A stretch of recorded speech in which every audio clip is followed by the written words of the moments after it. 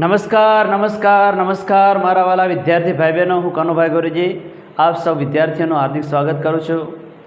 આપણી થિયરીને આગળ વધારીએ તો પહેલાં જ બે ત્રિકોણો વચ્ચે શક્ય વધુમાં વધુ 6 સંગતતાઓ કઈ કઈ હોય છે એ સંગતતાઓનો આજે આપણે અભ્યાસ કરવો છે.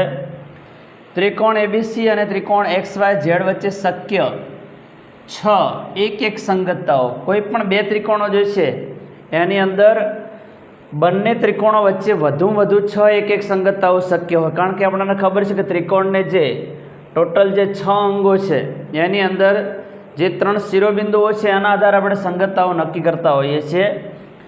જો હવે આ સંગતતાઓ છે યાદ રાખવી ખૂબ સરળ છે. આની એક ટેકનિક છે, પૂરેપૂરું ધ્યાન આપજો. આપણે અહીંયા ત્રિકોણ એબીસી અને ત્રિકોણ XYZ વચ્ચે ટોટલ 6 સંગતતાઓ, જુદી જુદી 6 સંગતતાઓ કઈ કઈ આવે તો એને લખવાની એક રીત છે, ખૂબ જ સરળ છે. પૂરું ધ્યાન આપજો, એક જ વારમાં તમને ખબર પડી જશે. પહેલો જે ત્રિકોણ છે એને 6 વખત એના જે 3 અક્ષરો છે એબીસી એબીસી એબીસી આ રીતના 6 વાર લખી દેવાનો છે.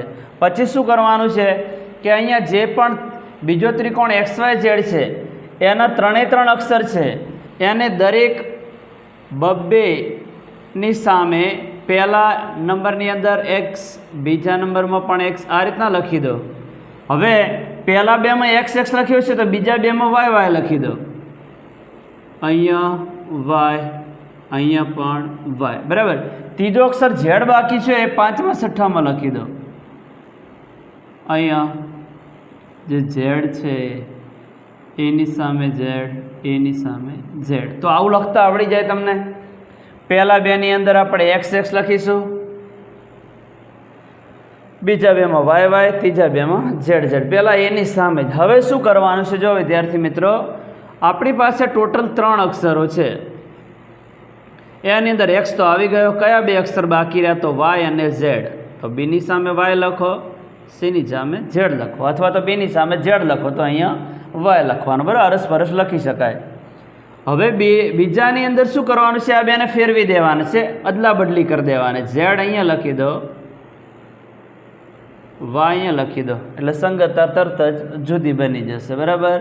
હવે અહીંયા પણ જો, હવે તમને થોડો ખ્યાલ આવવા માંડ્યો હશે કે આપણી પાસે આમાંથી Y આવી ગયો છે. કયા બે અક્ષર બાકી રહ્યા, X અને Z. તો આની સામે X લખી દો, આની સામે Z લખી દો. ફરી આ બેની અદલા બદલી કરી દો. Z છે ઉપર લઈ જાઓ, X છે નીચે લાવી દો. હવે અહીંયા જુઓ, ફરી તો Z આવી ગયો છે. કયા બે અક્ષર બાકી રહ્યા, X અને Y. તો અહીંયા X લખી દો, અહીંયા Y લખી દો. આની અંદર બેની અદલા બદલી કરી દો. Y છે ઉપર લઈ જાઓ અને X છે નીચે લઈ જાઓ. આ રીતે 6 સંગતતાઓ થઈ ગઈ. બધી જ સંગતતાઓ જુદી જુદી. જો તમારે પહેલા નંબરની સંગતતા તમારે જોવી હોય તો છે આપણી પહેલી સંગતતા છે આવી બનશે. નંબર 1ની અંદર ABC સંગત XYZ. નંબર 2ની અંદર જોયું હોય તો જોઈ લો, ABC સંગત XZY. બરાબર છે. તો આ રીતે તમે ત્રીજા નંબરની જોયું હોય તો ABC સંગત YXZ. નંબર 4 ABC સંગત YZX. આ રીતે 5મા નંબરની 6થા નંબરની છે તમે લખી શકો. બરાબર. તો સંગતતાઓ તમારે તૈયાર ના કરવી પડે. આ રીતની 6 સંગતતાઓ છે. એ પહેલાં છે અક્ષર લાઇનસર આવશે, બીજા છે એ બદલાતા રહેશે. બરાબર. તો આ રીતના તમે આખી 6 સંગતતાઓ લખી શકો. બરાબર છે. હવે આમાંથી એક સંગત તમે પસંદ કરી અને એનો ઉપયોગ કઈ રીતનો થાય છે આપણે સમજવું. આપણે આગળ વિડીયોની અંદર સમજી ગયા છીએ, પહેલી જે થિયરી ભણ્યા એની અંદર, કે બે ત્રિકોણો સમરૂપ થવા માટે એના અનુરૂપ ખૂણાઓ સરખા થવા જોઈએ અને બીજી શરત છે એની અનુરૂપ બાજુઓ સમપ્રમાણમાં હોવી જોઈએ, એટલે કે એમના ગુણોત્તર સરખા થવા જોઈએ. તો આ મુખ્ય 2 શરતો છે. પરીક્ષાની અંદર પણ તમને પૂછાય તો આ રીતનું જ લખવાનું. બે ત્રિકોણો સમરૂપ થવા માટેની શરત તમને પૂછી હોય તો નંબર 1 પહેલી શરત, બે ત્રિકોણો વચ્ચેના અનુરૂપ ખૂણા સમાન થવા જોઈએ. નંબર 2 બીજી શરત, અનુરૂપ બાજુના ગુણોત્તર સમાન થવા જોઈએ. આ આપણી બે શરતો છે, બરાબર. પરીક્ષાની અંદર પૂછાય તો શબ્દોને આની અંદર શબ્દોમાં આ રીતનું વર્ણન કરી દેવાનું. હવે સંગતતા આપણને આપેલી હોય તેના અનુરૂપ ખૂણા અને અનુરૂપ બાજુઓ કઈ રીતની ઓળખવી, ખૂબ સરળ છે. તમને આકૃતિ દોરેલી ના હોય ને આકૃતિ ના દોરી હોય ને તો ફક્ત સંગતતા આપેલી હોય ને તો તમે અનુરૂપ ખૂણા કહી શકો ને અનુરૂપ બાજુઓ કહી શકો. ખૂબ સરળ છે વિદ્યાર્થી મિત્રો, પૂરેપૂરું ધ્યાન આપજો. ત્રિકોણ એબીસી અને ત્રિકોણ ડીઈએફની સંગતતા એબીસી સંગત ડીઈએફ માટે હવે પહેલાં અનુરૂપ ખૂણા ઓળખીએ. અનુરૂપ ખૂણા ઓળખવા ખૂબ સરળ છે. પહેલા માટે પહેલું, બીજા માટે બીજું, ત્રીજા માટે ત્રીજું. જો અહીંયા પહેલો અક્ષર એ છે તો એ પહેલો અક્ષર શું છે? ડી છે. તો ખૂણા એનો અનુરૂપ ખૂણો કયો થશે?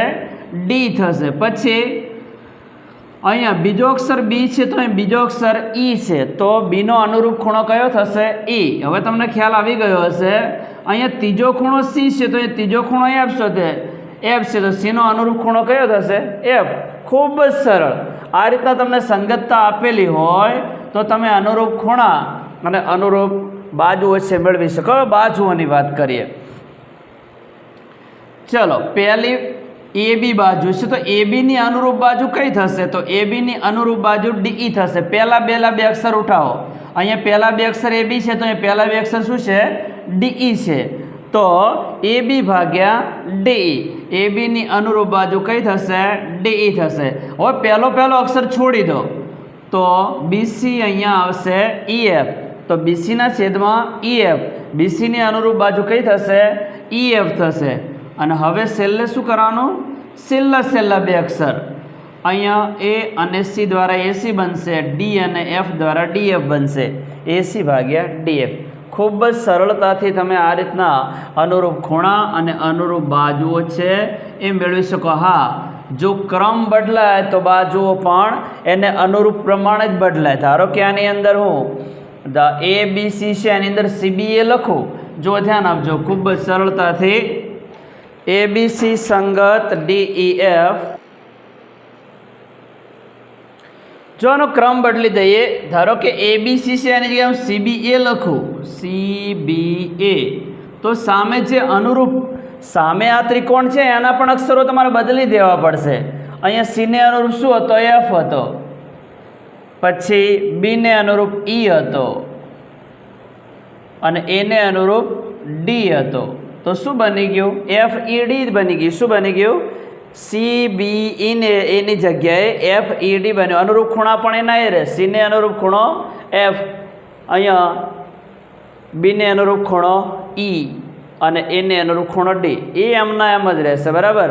તો આ જે પહેલો ત્રિકોણ છે એના જો અક્ષરોની અંદર, ખૂણાઓની અંદર તમે ક્રમમાં ફેરફાર કરશો તો આ બીજો જે સામે છે એમાં પણ ફેરફાર કરવો જ પડશે, નકર સંગતતા બદલાઈ જશે, બરાબર. કારણ કે આવી ટોટલ 6 સંગતતાઓ છે. સંગતતાઓ આ રીતની બદલાઈ જશે. હવે વિદ્યાર્થી મિત્રો, આપણે ધોરણ 9ની અંદર જેમ એકરૂપ ત્રિકોણો માટે ત્રિકોણની એકરૂપતા માટેની શરતો જોઈ હતી, એવી ને એવી સમરૂપતા માટેની પણ આ શરતો છે. તમને તરત જ ખ્યાલ હશે, કારણ કે આપણે ધોરણ 9ની અંદર આ શરતોનો ઉપયોગ કરીને આવ્યા છીએ. તો અત્યારે પણ તમે સમરૂપતા માટે પણ આ શરતોની અંદર તરત જ ખ્યાલ આવી જશે. પૂરેપૂરું ધ્યાન આપજો. હવે પહેલું આપણે શીખવું છે ખૂ શરત. ખૂ, ખૂણો ખૂણો ખૂણો, આવી શરત આપણે જોવી છે. અહીંયા બે ત્રિકોણો પસંદ કર્યા છે. એક ત્રિકોણ એબીસી લીધો છે, બીજો એક ત્રિકોણ પીક્યુઆર લીધો છે. ત્રિકોણ એબીસી અને ત્રિકોણ પીક્યુઆર માટે ખૂણો એ બરાબર ખૂણો પી બરાબર 80°, કારણ કે ખૂણો એ 80°નો છે, ખૂણો પી પણ 80°નો છે. તો અહીંયા ખૂણો એ, આ ખૂણો અને આ ખૂણો બે સરખા છે, અનુરૂપ ખૂણા છે. પછી ખૂણો બી બરાબર ખૂણો ક્યુ બરાબર 70°. તો ખૂણો બી 70° છે તો ખૂણો ક્યુ પણ 70° છે. સમાન માપના ખૂણા હોવાથી અનુરૂપ ખૂણા છે. આ ખૂણો અને આ ખૂણો સરખા છે. ખૂણો સી બરાબર ખૂણો આર બરાબર 30°. ખૂણો સી આપણા 30° છે તો આર પણ 30° છે. તો આ ખૂણો અને આ ખૂણો પણ સરખા થશે, બરાબર. તો અહીંયા જો એક ત્રિકોણનો ખૂ એ બીજા ત્રિકોણના અનુરૂપ ખૂ સાથે શું છે? સરખા છે. તો અહીંયા ખૂણો અને ખૂણો, ત્રણે ત્રણ અનુરૂપ ખૂણા સરખા છે, તેથી ત્રિકોણ એબીસી સમરૂપ ત્રિકોણ PQR. કઈ શરત પ્રમાણે? ખૂ શરત પ્રમાણે. વિદ્યાર્થી મિત્રો, અહીંયા ખાસ ધ્યાન આપજો કે જ્યારે આપણે સમરૂપનું ચિહ્ન અહીંયા કરીએ છીએ ને, તો આની અંદર સંગતતા પણ આવી જાય છે. આનો તમે અક્ષરોનો ક્રમ બદલો તો આની અંદર પણ તમે ફેરફાર કરવો જોઈએ. બરાબર છે, કરવો જ પડે, કારણ કે સમરૂપની અંદર સંગતતા પણ આવી જાય છે. તમારા વચ્ચે સંગતતાનું ચિહ્નનો જે મતલબ તમને સમજાવ્યો છે ને, એનો એ મતલબ અહીંયા સમરૂપતાનો પણ થશે. એનો અનુરૂપ ખૂણો ડી, બીનો અનુરૂપ ખૂણો E, સીનો અનુરૂપ ખૂણો F. બરાબર છે. આને આ જ રીતે તમારે ખાસ સંગતતા અને સમરૂપતા બંનેમાં જેનો મતલબ છે એનો એ જ રહેશે. પહેલા માટે પહેલું, બીજા માટે બીજું, ત્રીજા માટે ત્રીજું. બરાબર છે. અનુરૂપ ખૂણા સરખા, અનુરૂપ બાજુઓ સમપ્રમાણમાં. બરાબર છે. તો સંગતતા લીધી હોય તો સામે સમરૂપતા, બંનેનો મતલબ એક જ થશે. હવે આપણે વાત કરી છે ખૂ શરતની. ખૂ એટલે કે તમારે ત્રણે ત્રણ ખૂણા સરખા ના હોય ને ફક્ત બે ખૂણા સરખા બતાવેલા હોય. બરાબર છે. ધારો કે આની અંદર તમને ત્રીજો ખૂણો છે આપેલો નથી, તમને બે ખાલી ખૂણા આપેલા છે. બરાબર છે. તો પણ અહીંયા થશે શું? તમારે જે બે ખૂણા આપેલા છે, અહીંયા એનો અનુરૂપ ખૂણો P સરખો થઈ ગયો, બીનો અનુરૂપ ખૂણો Q સરખો થઈ ગયો, બાકી વધ્યા C અને R. જે ખૂણા વધ્યા છે આપોઆપ એમને સમરૂપ થવું જ પડે, સરખા થવું જ પડશે, એકરૂપ થવું જ પડશે. તો અનુરૂપ થવું જ પડશે, કારણ કે અહીંયા 8 ને 7 15, 150, 150માં કેટલા 30 ઉમેરો ત્યારે 180 થાય. તો અહીંયા 30 આવે તો અહીંયા 30 જ આવે ને. તો એનો મતલબ ખાલી બે અનુરૂપ ખૂણા સરખા થાય તો બે ત્રિકોણો સમરૂપ થઈ જવાના છે. બરાબર છે. ત્રણે ત્રણ ખૂણાની જરૂર પડશે ને નહીં. તો ક્યારેક ફક્ત બે અનુરૂપ ખૂણા સરખા આપેલા હોય તો પણ બે ત્રિકોણો આપણે સમરૂપ સાબિત કરી શકીએ.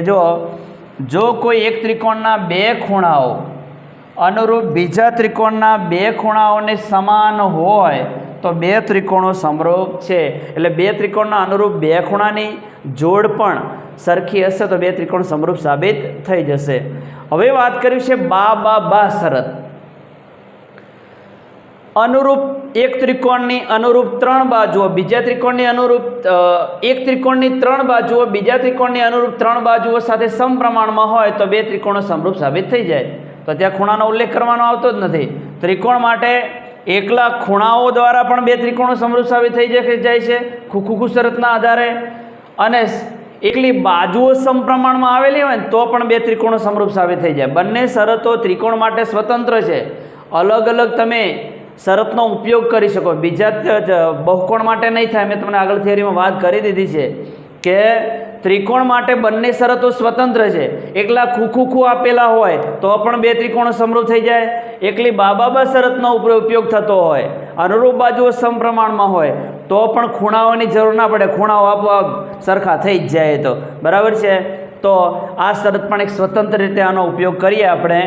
તો મેં બે ત્રિકોણ પસંદ કર્યા છે. એક ત્રિકોણ ABC, બીજો ત્રિકોણ XYZ. ત્રિકોણ ABC અને ત્રિકોણ XYZ માટે ચલો અહીંયા AB ના છેદમાં XY.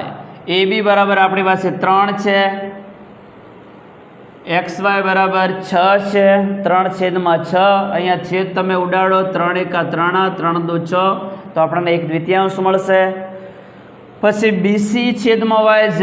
BC 5 છે, YZ 10 છે. 5/10, 5 × 5, 5 × 2 10. AC છેદમાં XZ. AC 4 છે. અહીંયા આપણે 5 × 5, 5 × 2 10, 1/2 4 અને 8, 4 અષ્ટમાંશ, 4 × 4, 4 × 2 8. તો ત્રણે ત્રણ ગુણોત્તર આપણને કેવા મળ્યા છે? અનુરૂપ બાજુઓના સરખા મળ્યા છે. અનુરૂપ બાજુઓના ગુણોત્તર સરખા હોય તો બંને ત્રિકોણો કેવા હોય? સમરૂપ. તેથી ત્રિકોણ ABC સમરૂપ ત્રિકોણ XYZ. આ શરતને કઈ શરત કહેવામાં આવે છે? બા. ફક્ત અનુરૂપ બાજુઓના ગુણોત્તર સરખા હોય તો પણ બે ત્રિકોણો સમરૂપ થઈ જાય છે. બરાબર. વધ્યા ખૂણા તો એ ખૂણા આપોઆપ સરખા થઈ જ જાય. તો બરાબર. તો ત્રિકોણ માટે આ શરત સ્વતંત્ર છે. જેમ ખૂની શરત સ્વતંત્ર છે એમ બાની શરત પણ સ્વતંત્ર છે. હવે બા શરત. બરાબર. બા પહેલાં આપણે અંતર્ગત ખૂણો સમજીએ. અંતર્ગત ખૂણો કોને કહેવાય?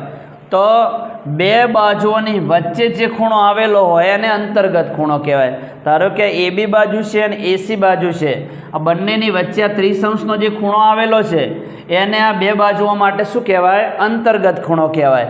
બે બાજુની વચ્ચે આવેલો ખૂણો કહેવાય.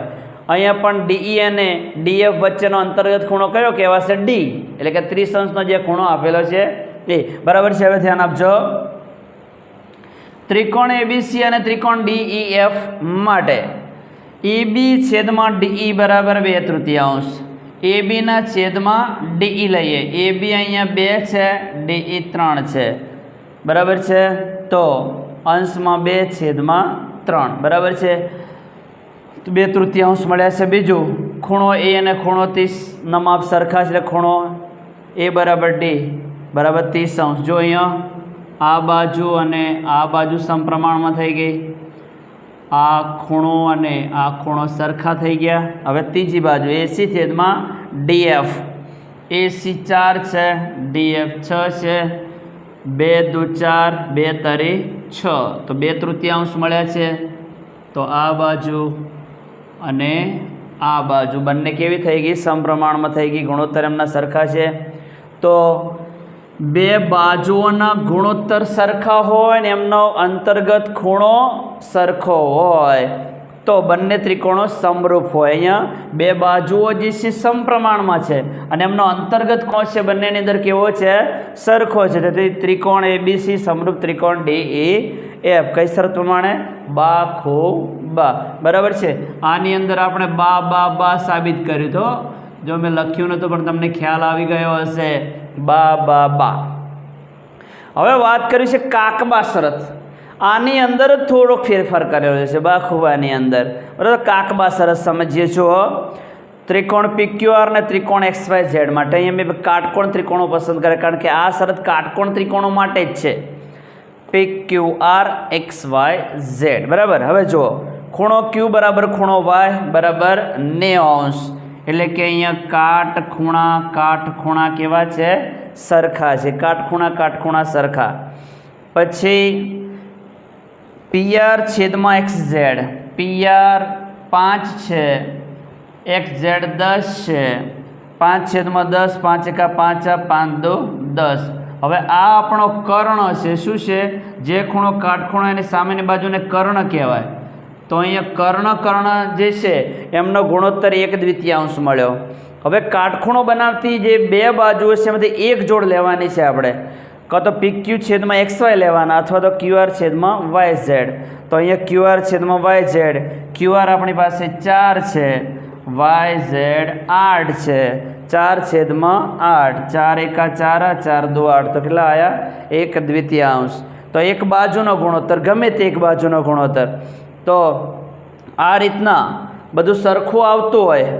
કાટખૂણા તો સરખા હોય જ, કર્ણના ગુણોત્તર સરખા હોય અને અહીંયા ગમે તે એક બાજુનો ગુણોત્તર સરખો હોય, કાં તો ઉપરની બાજુ અથવા તો નીચેની બાજુ, એમના ગુણોત્તર સરખા હોય તો કાકબા શરત પ્રમાણે બંને ત્રિકોણો સમરૂપ થશે.